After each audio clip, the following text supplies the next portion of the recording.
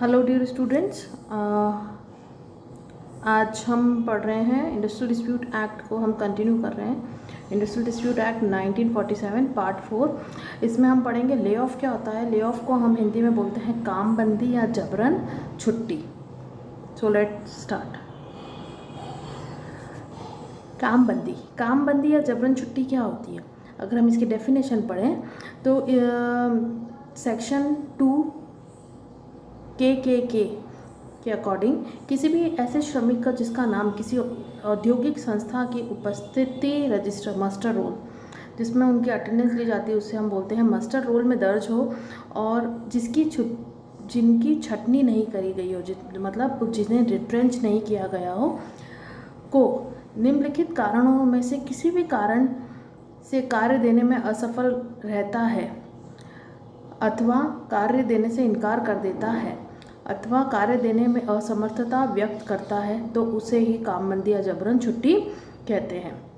जो औद्योगिक संस्था जो है उसमें जो उसका जो संस्थापक है या उसका जो सुपरवाइज़र है, जो हेड है वहाँ का, अगर वो उन लोगों को जिनका नाम कंपनी के संस्था के उपस्थिति रजिस्टर मास्टर रोल के अंदर मेंशन है और जिनका रिट्रेंचमेंट नहीं हुआ है, उन लोगों को अगर काम करने के लिए वो मना कर देता है औद्योगिक संस्था, तो या अपनी असमर्थता व्यक्त करता है इन कारणों की वजह से। मान लीजिए वहाँ कोयले की कमी है या पावर की कमी है, कच्चे माल की कमी है, स्टॉक जमा हो गया बहुत ज़्यादा, मशीनों की टूट फूट हो चुकी है, या कोई नेचुरल कैलामिटी या विपदा आ चुकी है, कोई सा भी रिलेटेड अगर ऐसा कोई कारण है जिसकी वजह से वह असमर्थ है श्रमिकों को काम देने के लिए, तो उसे हम बोलते हैं जबरन छुट्टी, कामबंदी या ले ऑफ। अब इसके कैरेक्टरिस्टिक्स की बात करें तो सबसे पहला उस व्यक्ति का, उस श्रमिक का नाम मास्टर रोल में होना ज़रूरी है।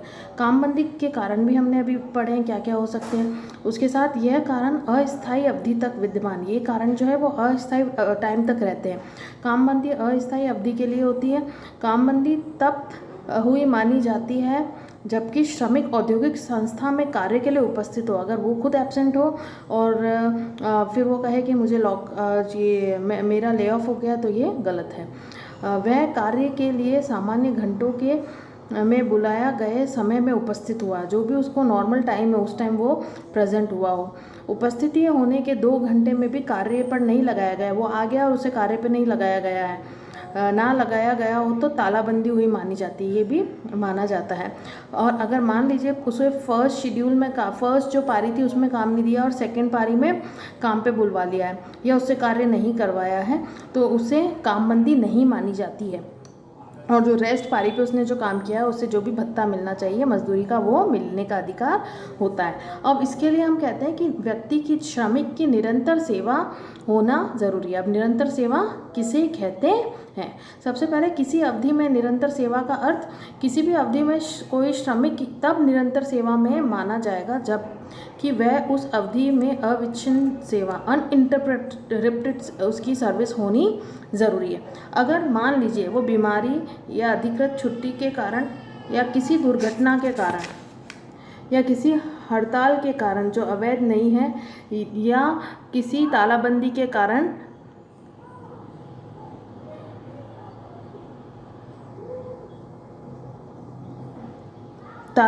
कारण या कार्य के बंद होने के कारण जिसका उस श्रमिक का कोई दोष नहीं है, ये सारे कारण उसकी कंटिन्यूस सर्विसेज में काउंट नहीं होते हैं। अब 1 वर्ष की अवधि में निरंतर सेवा का अर्थ क्या है? लास्ट जो 12 महीने कैलेंडर के हम वो गिनेंगे। अगर वो कोई खान में काम करता है तो उसमें 190 डेज कार्य कर चुका हो, और अगर वो कहीं और दूसरी जगह काम करता है तो वहाँ 240 डेज कार्य हम दिन देखेंगे हम कार्य के। अब 6 महीने की अवधि में निरंतर सेवा का अर्थ, 6 महीने की अवधि में निरंतर सेवा का अर्थ क्या होता है? 6 महीने के लिए हम 95 दिन काउंट करेंगे खान के भूतल में, और रेस्ट दूसरों के लिए 120 डेज। अब इसमें आपको नेक्स्ट पढ़ना है compensation for lay off. Compensation for lay off क्या होगा? क्षतिपूर्ति अधिकार शर्तें क्या होती है? सबसे पहले हमने अभी पढ़ा मास्टर रोल में होना चाहिए और कम से कम 1 वर्ष की उसकी सेवा होनी, निरंतर सेवा होनी जरूरी है, और वो बदली या आकस्मिक, जिसे हम बदली या कैजुअल श्रमिक कहते हैं, वो नहीं होना चाहिए। क्षतिपूर्ति के दिनों की गणना हम कैसे करेंगे? क्षतिपूर्ति के का जो टाइम पीरियड उसका रहा है, जब उसका ले ऑफ हुआ है, तो उसमें हम साप्ताहिक छुट्टी को एक्सक्लूड करते हैं, उसको इंक्लूड नहीं करेंगे। अब उसको क्षतिपूर्ति की राशि कैसे मिलेगी? जो भी उसकी जो मूल धन है, मूल जो उसको मजदूरी मिल रही है और महंगाई भत्ते का 50% जो है वो मिलता है, उसके अकॉर्डिंग उसको व्यवस्था की गई, और अगर कोई अनुबंध अलग से किया गया है तो वो लागू होता है। अधिकतम क्षतिपूर्ति जो है वो कितनी होगी? अधिकतम क्षतिपूर्ति जो है वो 12 महीने के अंदर हम 45 डेज मैक्सिमम है, और अगर मान लीजिए उस 45 डेज का जो सेवा योजक है उसने उसको व्यक्ति को क्षतिपूर्ति कर दी और उसके बाद उसकी छटनी हो जाती है, उसको रिट्रेंच कर दिया गया है, तो रिट्रेंचमेंट का जो अमाउंट है उसमें से उसको एडजस्ट सेट ऑफ कर दिया जाता है, जो पैसा उसको दिया गया है क्षतिपूर्ति का ले ऑफ की वजह से, वो अमाउंट। बदली श्रमिकों व उसकी क्षतिपूर्ति, बदली श्रमिक जो है उनको कोई भी ले ऑफ की क्षतिपूर्ति नहीं करी जाती, लेकिन अगर उसने 12 महीने निरंतर सेवा करी है तो वो बदली नहीं माना जाएगा, वो सामान्य जो श्रमिक है उसी के अकॉर्डिंग उसको भी क्षतिपूर्ति मिलेगी।